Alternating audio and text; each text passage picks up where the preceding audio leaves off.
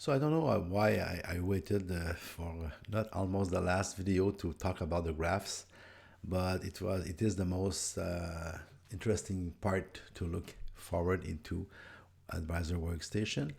Again, I will go and check on a list of funds. It has been fun since the beginning, so we have all those funds that are there, and we can take them and put them on the graph. So what we do, we take, or if you know what, do something else. I will take my chance. I will click here, show oldest, and I will click here, show balanced, oldest, balanced, and I will say okay, share commission based, and what else? I will say okay, I want funds that have at least three of those. So I have 76 funds. I just did something with you, okay? It's improvised, but still.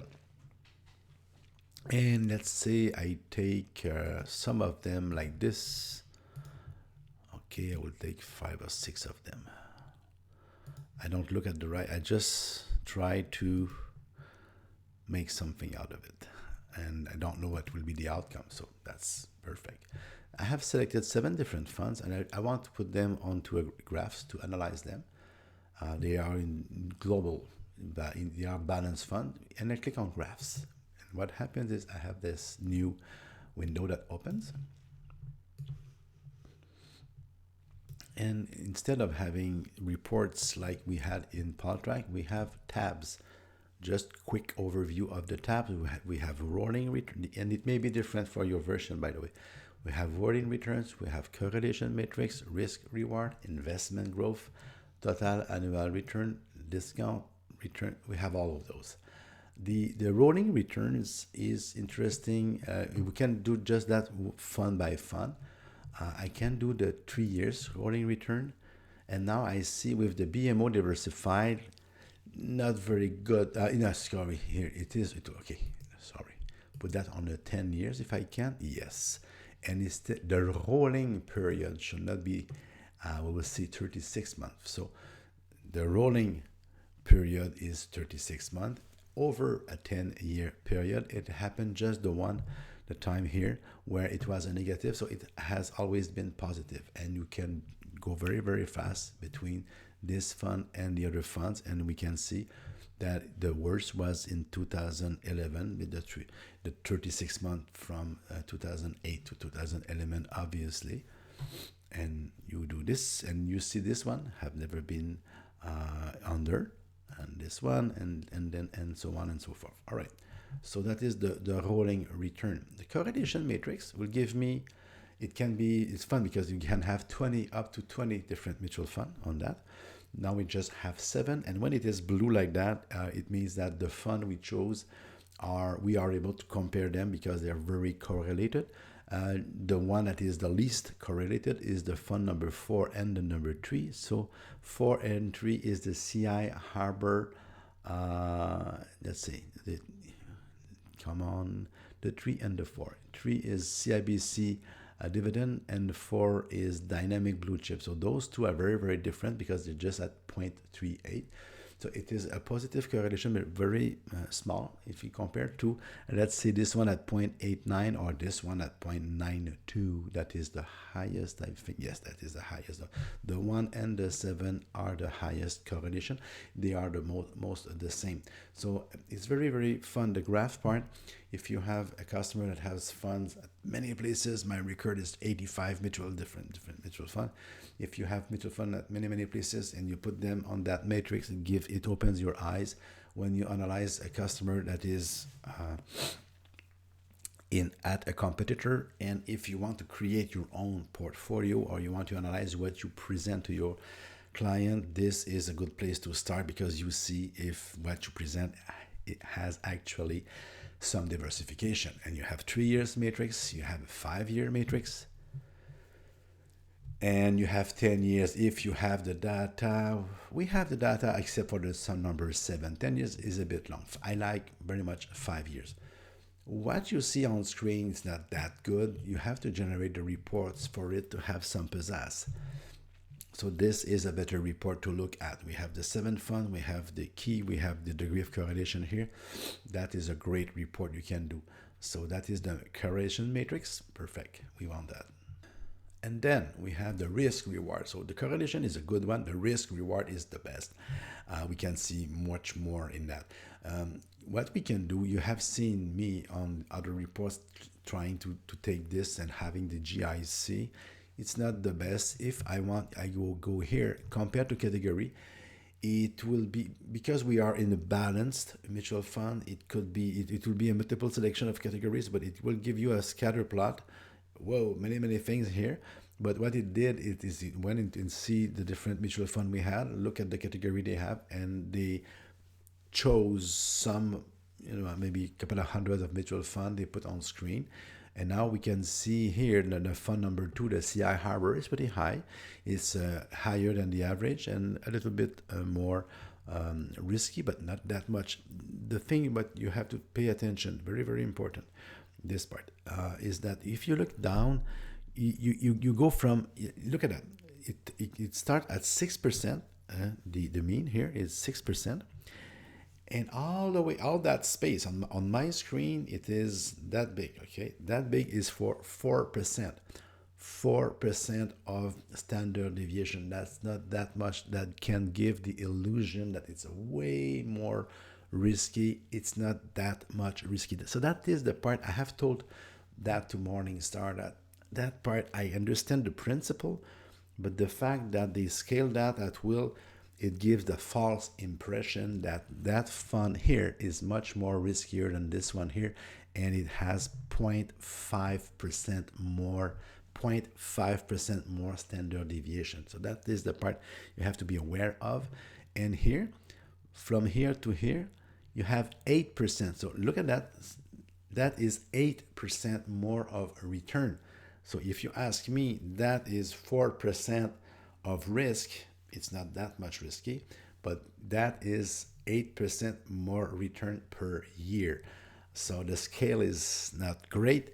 It is a little bit better when you generate the report, not that much, but a little bit better. Not that much. No. So it gives you the information, but visually, beware. That is one, beware. So at least you have the numbers there. So you have the 3-year standard deviation, and you have the mean, and you have the numbers. But beware of the effect on your eye. And again, please go to the 5 years as often as you can. It's always better when you have a little bit longer. 3 years is pretty in this day and age. And what you see on the outskirt, on the outside here, and you can click them, by the way, is the efficient boundary, meaning here it's the perfect line. You have that fund, the LL fund here. There is no mutual fund that gives a higher return for that level of risk. And here is another one, Burgundy Partners, and this one, Burgundy Foundation, and this one, Mauer Balance Pool. So these funds are at the frontier of the efficiency, meaning that there is nothing better than them at that level of risk. And I'm always scared to look at the funds below, but the fund here, like this signature high income, is the lowest return for the level of risk, and those funds here are the lowest level for the level of risk. So I don't want to stay too long on them. I don't want to do bad publicity to anyone. And we have our funds here. This one seems good, the CI Harbor.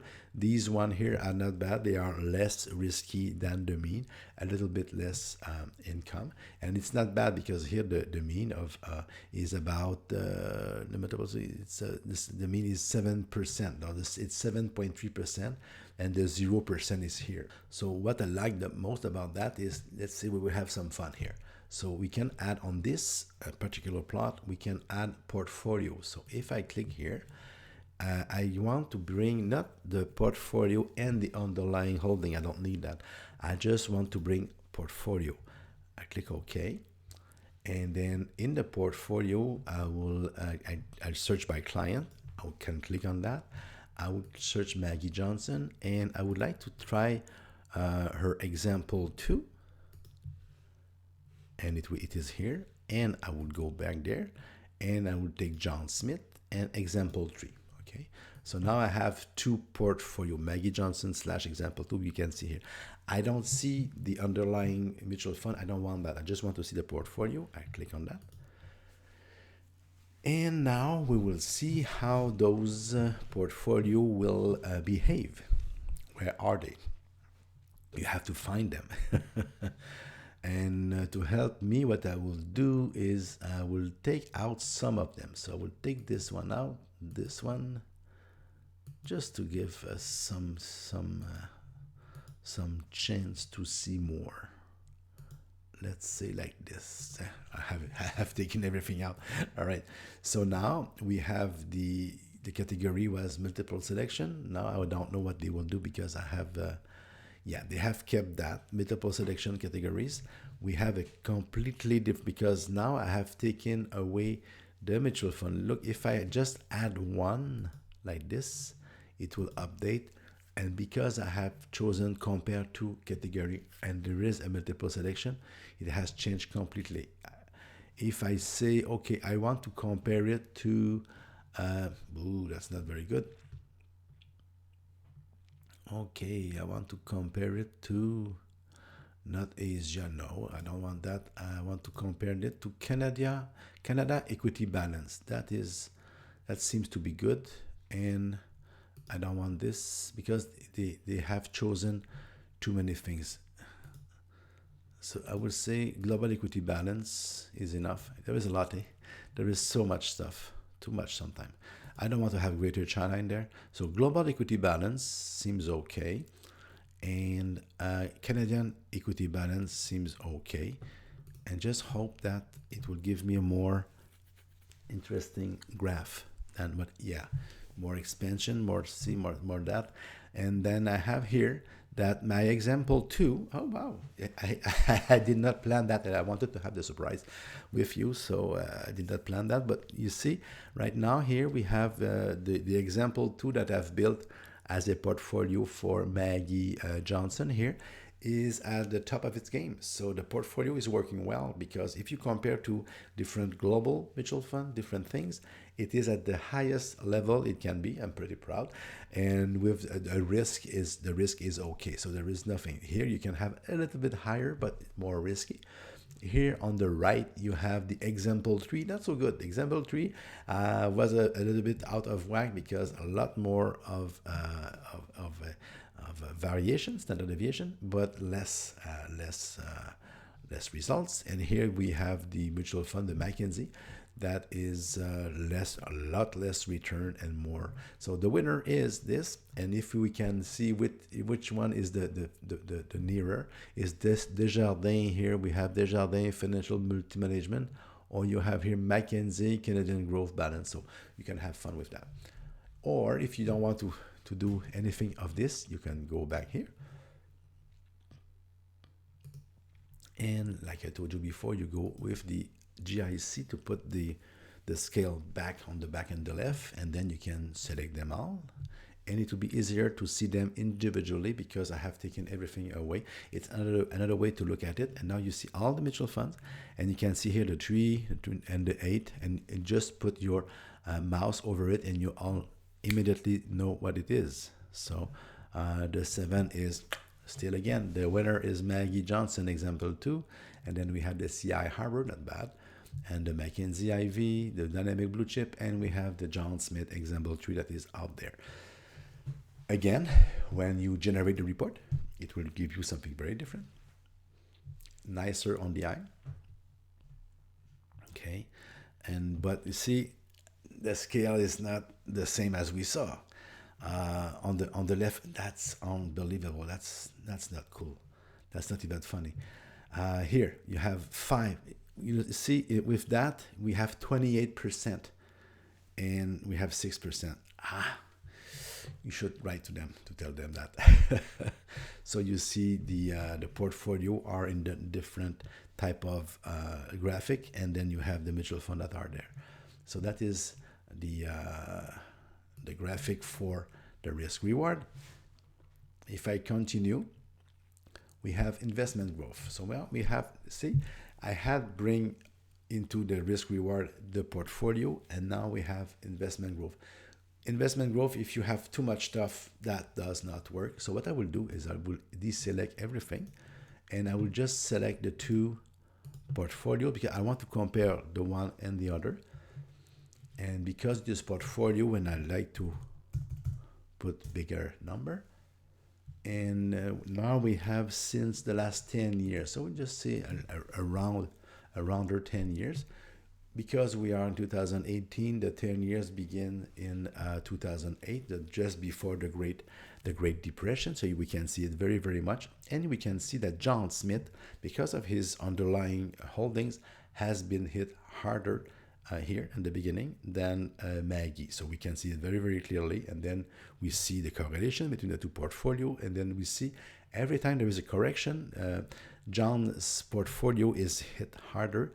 And even here, you have a correction. So the three times in 2008, in 2011, and in 2015, John's portfolio have not performed very, very well.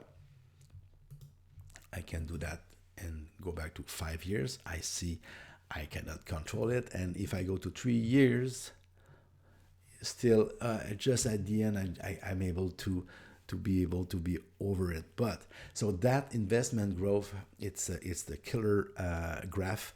I will take it back to 5 years like that. That's my favorite one. 100,000, 5 years, and you generate the report, and that is the one report. We saw all the numbers, all that stuff, all the pages. At the end, we have to have some stats. We have to have some meat, if you will. But at the end, what will sell, what will give you, what will help you, what will convince you is that's the one. And because it's very simple, 2 lines, 2 portfolio, and if you cannot at least arrive, if you cannot have a result that will compete with the other one, it will be a tough sell. So this is the one. If I was portfolio number 2, I would be happy. If I was portfolio number 1, I will not. If I was the advisor, and if John was not with me, if I had Maggie as a customer and John was not with me, I would say, John, you have maybe we should try to do something with your portfolio because you're not performing as good as your wife. In fact, in the last 5 years, with $100,000, you have lost $22,000. So that's not very good. Sorry, that's what I did in the time. So I love it. That's my favorite. I have lots of favorite things, but this is the favorite amongst the favorite. This investment growth graphic.